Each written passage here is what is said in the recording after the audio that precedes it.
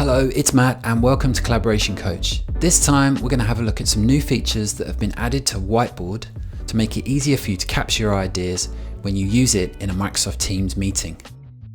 Microsoft have recently added text boxes and sticky notes to the version of Whiteboard that Teams uses, so you can use them in meetings without having to have the app installed.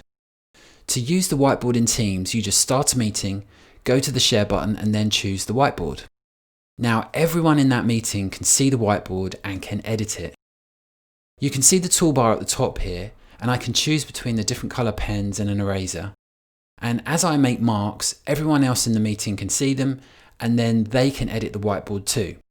What's been added here are the options for the text and the sticky notes. Pressing the text button from the toolbar adds a box into the whiteboard and you can just start typing.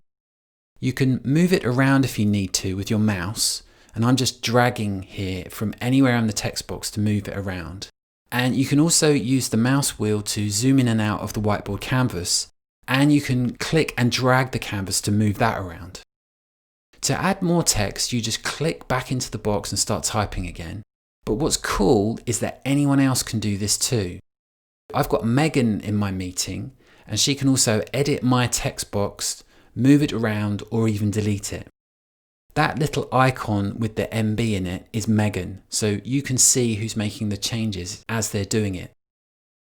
Sticky notes work in the same way. You just press the button on the toolbar to drop the sticky note onto the whiteboard, and then once it's there, you can edit it just by clicking in and typing. You can move it around, and you can delete it. And all the meeting attendees can do the same.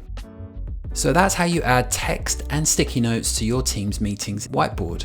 I hope this was useful and thanks for watching, and I'll see you next time.